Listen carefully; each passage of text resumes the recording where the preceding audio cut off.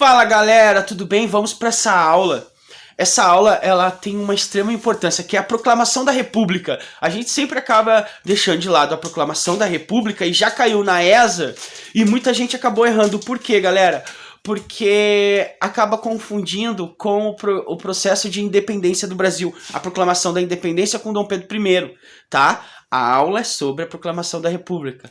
E caiu isso na ESA e muita gente não acertou, confundiu a corrente iluminista que estava acontecendo no continente europeu na época da proclamação da independência.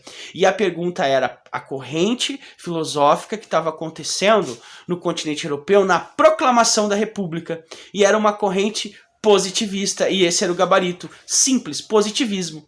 Tá? Esse era o gabarito. Então, já fique atento que a corrente filosófica da proclamação da independência lá em 1822, em setembro, é uma corrente filosófica do iluminismo. Lembrando que esse ano tem grande chance de cair independência do Brasil, o primeiro reinado, tá? Então, proclamação da república, bora pra aula. Positivismo, proclamação da república, iluminismo, proclamação da independência, tá? Processo de independência do Brasil. O professor sempre faz isso. Vamos lá. Galera, olha só, se tu tiver calma nessa aula, se tu tiver paciência, tu vai entender muitas coisas que antes tu não entendia da República Velha. A República Velha é dividida em dois tempos. Quando a prova falar República Velha, ela tá te cobrando o geral da República Velha, que vai com a proclamação da República em 89 até 930. Quando ela te cobrar República do Café com Leite, ela tá te cobrando a partir de 1894 até 930. Quando ela te cobra a República da Espada, ela tá te cobrando de 1889 a 1894. Te ligou que tem uma divisão, a linha do tempo na República Velha? Desculpa. Na República Velha, né? Pronto. Galera, a proclamação da República ela vai se dar em 3 projetos. Tu já descarta, tá? Quais são esses projetos? Liberais, positivista e jacobino. Liberais são os federalista, descentralizador e cafeicultores de São Paulo. Positivista, centralizadora, né? O poder centralizado no Rio de Janeiro. E militar, né? O movimento militar estava muito forte após a Guerra do Paraguai, estava muito popular. Tá? Muita credibilidade. E o jacobino é a República Jacobina da Revolução Francesa. Para quem não sabe, a nossa educação na República Velha, ela vai utilizar como exemplo a educação que acontece na Revolução Francesa por Napoleão, que é uma educação igualitária, pública para todos. Já não vai dar certo. Então, o terceiro projeto, ou o primeiro, não tem ordem correta, jacobino, já descarta que não vai dar certo. Agora, porém, vai dar certo os liberais e os positivistas. Por quê? O primeiro projeto ali que o prof colocou, liberais, é federalista, ou seja, uma república federalista onde os estados têm a sua autonomia política. Tá? O Estado, por exemplo, nos Estados Unidos estava dando ali uma questão, uma coisa que foi aprovado pelo parlamento americano, tá? E aí em alguns estados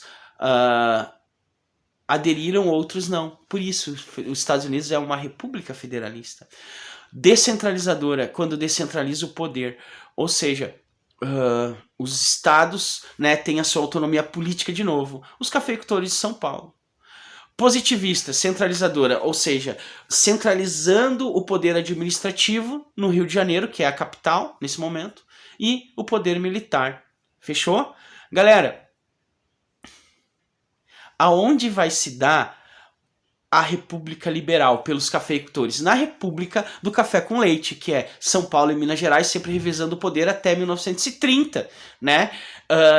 Então, quando fala da República Federalista, quando fala da República do Café com Leite, a partir de 1894, é a República descentralizada, onde tem o personagem fundamental que vai decidir tudo isso, que é o coronel. Lembrando que o coronelismo, né, a gente fala muito na República Velha, e o coronel ele não é eleito pelo povo, ele é indicado pelo Estado para manter aquela corrente sempre dos mesmos sendo eleito para não acabar esse processo de federalismo, tá? De descentralizador e tal. Positivista vai dar os 2 primeiros governos, né, que é o militar no poder e tal, que vai ser Deodoro, o Marechal Deodoro e Floriano Peixoto até 1894. Fechou? O golpe, como foi o golpe? É muito mais fofoca, tá? A gurizadinha aí, ó. Deodoro da Fonseca vezes Visconde de Ouro Preto. Deodoro, Duque de Caxias, já havia morrido, já havia falecido, né? Então, o que segurava Dom Pedro II era os militares não virar as costas para Dom Pedro II, era muito a questão do Duque de Caxias, né? Quando o Duque de Caxias ele morre, os militares eles ficam mais rígidos com a política de Dom Pedro II e já querendo proclamar a independência, a república. O problema é que Deodoro, ele sempre era aquela questão assim, não, ele já tá falecendo, quando ele morrer, a gente vai lá e proclama uma república.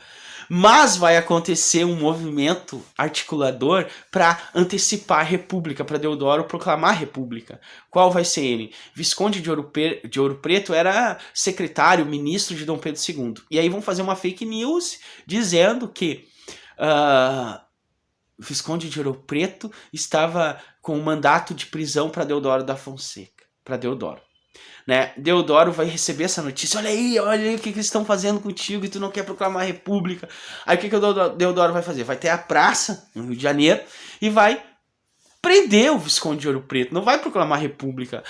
Aí os caras, quase. O que vai acontecer? Dom Pedro II nomeia como seu ministro Gaspar Silveira Martins.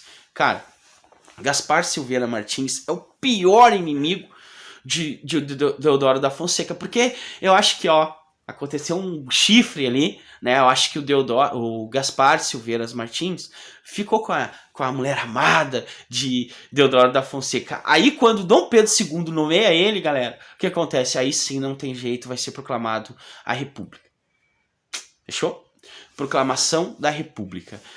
Bom, então, Gaspar Silveira Martins era o ministro de Dom Pedro II, havia um movimento muito forte articulador dos militares que queriam a república de imediato, Deodoro da Fonseca era a favor, não, ele já tá velhinho, Dom Pedro II já tá velhinho, vou esperar ele falecer, mas aí os articuladores vão arrumar um golpezinho ali, dizendo sobre uma notícia falsa que Visconde de Ouro Preto não tinha feito, né, e aí Deodoro da Fonseca fica puto da cara, indignado, né, e vai prender o Visconde de Ouro Preto.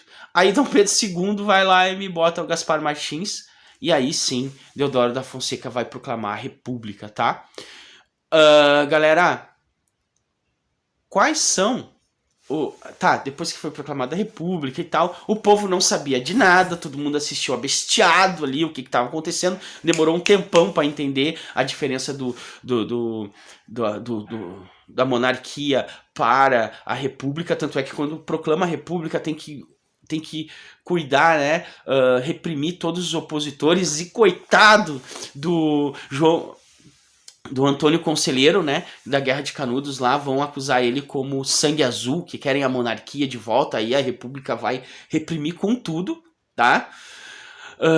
Para quem não sabe, na revolta do Conselheiro, quem estava presente no último ataque da República, né, que vão matar o Antônio Conselheiro, estava presente o que escreveu a obra Os Sertões, né, e aí ele vai deixar esse testemunho aí do que foi o massacre.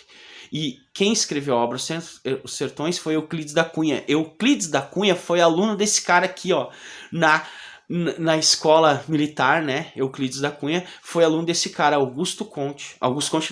Benjamin Constant. Benjamin Constant é o cara que vai trazer o positivismo do continente europeu, o positivismo baseado na obra de Augusto Comte, tá? O positivismo é ciência, tecnologia avançada acima de tudo, não aquela monarquia atrasada, enfim, ciência, tecnologia, isso é o positivismo, e por isso que vão se basear nisso para proclamar a república, né? E aí, cara, Benjamin Constant é o cara que vai trazer essa questão aí do positivismo para o Brasil. Também vai acontecer o quê? A nova bandeira, né? A bandeira vai ser Estados Unidos do Brasil, ordem e progresso. Né? Depois vai mudar a bandeira, vai ficar só ordem e progresso, tá? No slogan, na escrita da bandeira do Brasil já diz ordem e progresso, tá? Então, é isso, galera. Outra coisa, para proclamar a república, tem aquele lance do romantismo. O que é o romantismo? Não é aquilo que tu tem com teu crush, sabe? Ah, eu amo ele, ela me ama. Não, cara. O romantismo é o seguinte, Os 300, o filme Os 300, sabe? Hitler, né? Com aquela questão, nós somos 100, conseguimos matar os 300, olha o que fizeram, né? Os germânicos, com Mussolini na Itália, nós somos o Império Romano. Enfim, isso é o romantismo, tá? E aí, cara, para conseguir convencer a população brasileira de uma república e não uma monarquia, eles vão construir, né, a imagem de Tiradentes, lá da Revolução Mineira, né, da conjuração, da Inconfidência Mineira, tá? Então a imagem de Tiradentes não é aquela imagem ali. Aquela imagem ali é uma imagem muito diferente, tá? Porque ele não era barbudo e tal, enfim. Para entender, já linkando com a independência do Brasil, por exemplo, o quadro que foi pintado para a independência do Brasil foi encomendado por Dom Pedro II, não é um quadro normal, né? Aquele quadro ali foi baseado em um conflito que Napoleão teve, tá? Então, a mesma coisa vai acontecer com Tiradentes. Tiradentes vai ser o nosso quadro da independência.